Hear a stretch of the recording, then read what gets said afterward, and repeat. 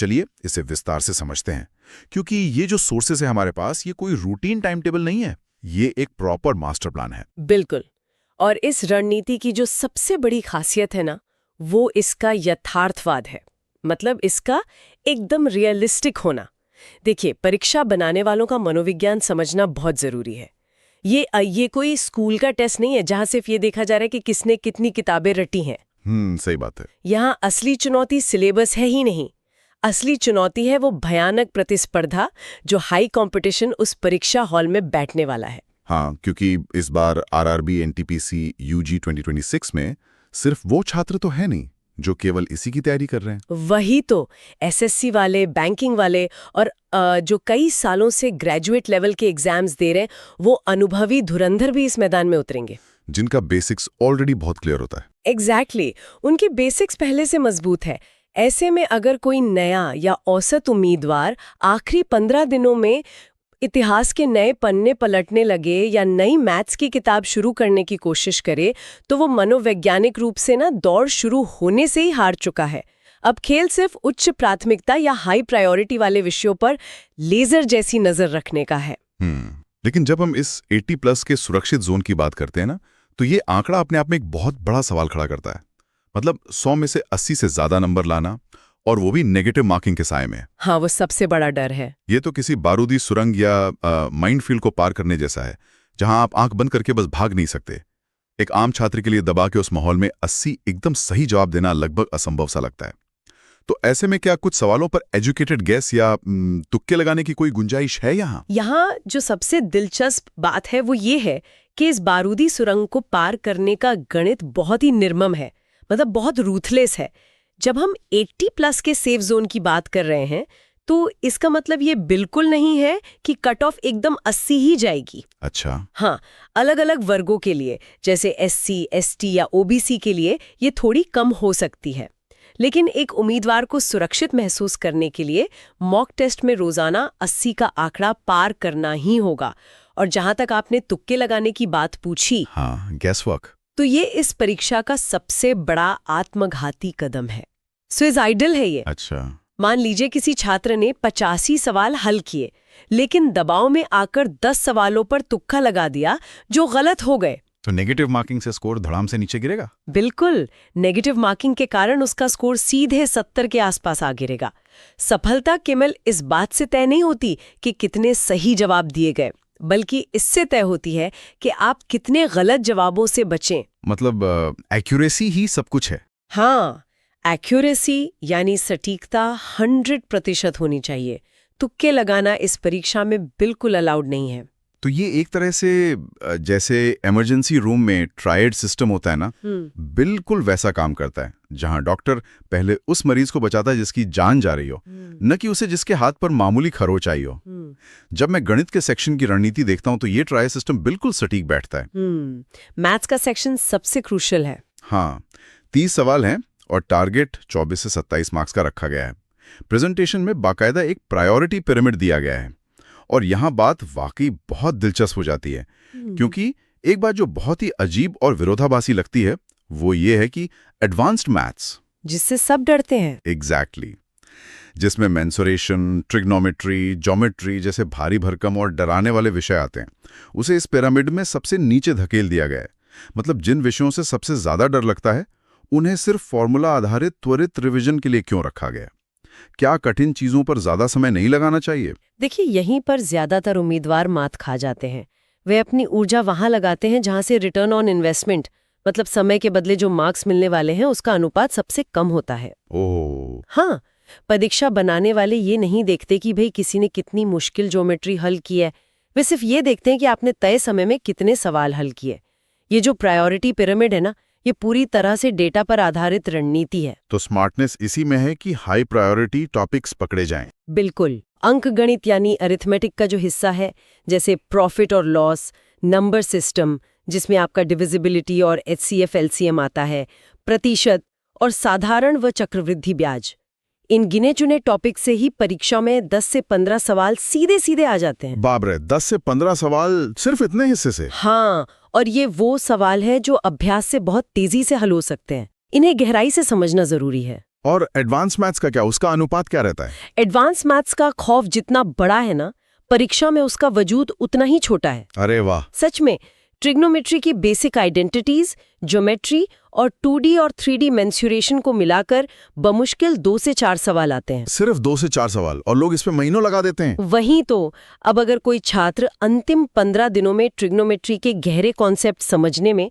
20 घंटे बर्बाद कर रहा है महज 2 नंबर के लिए, तो वो अर्थशास्त्र के हिसाब से घाटे का सौदा कर रहा है। बिल्कुल, घाटे का सौदा है। स्रोत की रणनीति यहाँ बहुत स्पष्ट है।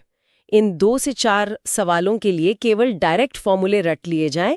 परीक्षा हॉल में अगर सवाल सीधे फॉर्मूले पर आधारित है तो उसे हल कर लिया जाए, वरना उसे छोड़कर आगे बढ़ जाना ही सबसे बड़ी कला है। यहाँ समय बचाना ही सब कुछ है। ये नजरिया गणित के डर को काफी हद तक तार्किक बना देता है। मतलब डर को भूलकर विशुद्ध मुनाफे पर ध्यान केंद्रित करना। अब अगर गणित का संबंध समय बचाने और मुनाफे से है, तो रीजनिंग सेक्शन का संबंध सीधे तौर पर उम्मीदवार के ईगो से जुड़ जाता है।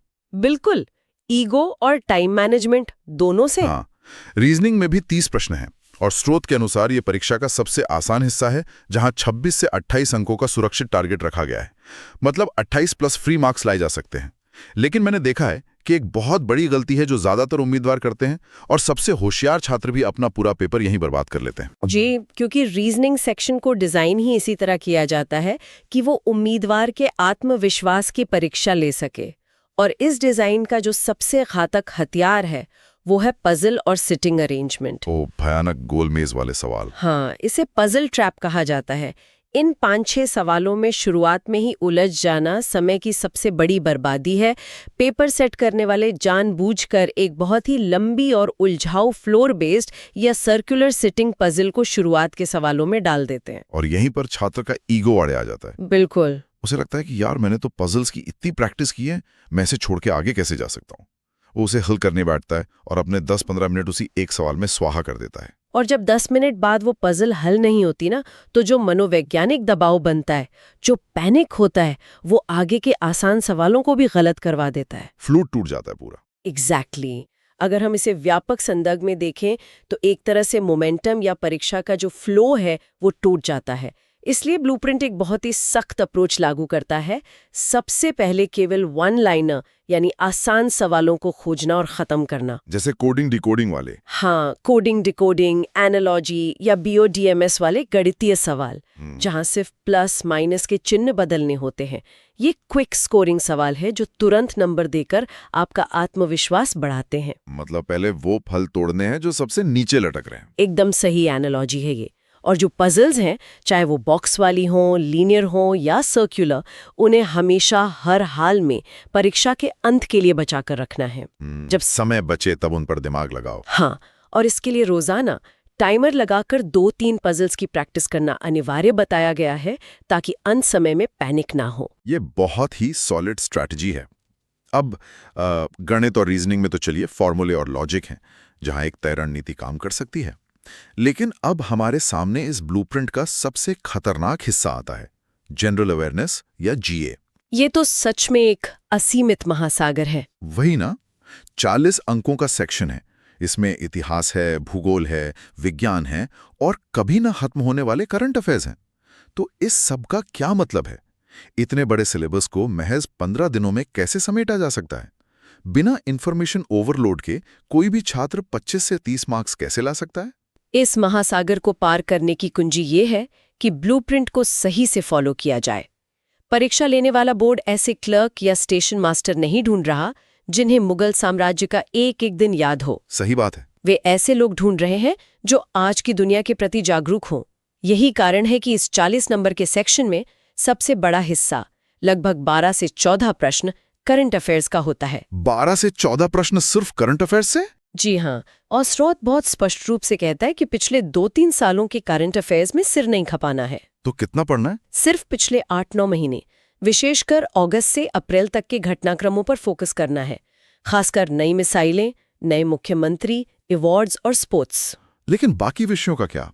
जनरल अवेयरनेस में अक्सर छात्र मोटी मोटी किताबें लेकर बैठ जाते हैं, खासकर कंप्यूटर और संविधान के लिए। और यहीं पर वो अपना सबसे कीमती समय गवा देते हैं। अगर हम कंप्यूटर की बात करें तो 4 से 5 प्रश्न पक्के आते हैं। ये एकदम फ्री के नंबर है। फ्री के नंबर कैसे? क्योंकि रेलवे का पूरा काम दस्तावेजों और फाइलों पर चलता है। उन्हें कोई हैकर नहीं चाहिए, इसलिए मोटी किताबें पढ़ने के बजाय सिर्फ MS ऑफिस पर ध्यान दें, विशेषकर वर्ड और पावर पॉइंट। इसके अलावा शॉर्टकट कीज जैसे F1 से F12, कंट्रोल और ऑल्ट के कॉम्बिनेशन और मेमोरी में रैम और रोम का अंतर, बस इतना ही। मतलब एकदम बेसिक ऑफिस वर्क वाला नॉलेज। और इतिहास और संविधान के लिए क्या अचूक नियम है? ब्लूप्रिंट में पूरी किताब रटने के बजाय कुछ चुनिंदा टॉपिक्स ही होंगे। बिल्कुल। संविधान के हजारों पन्ने पढ़ने का कोई तुक नहीं है।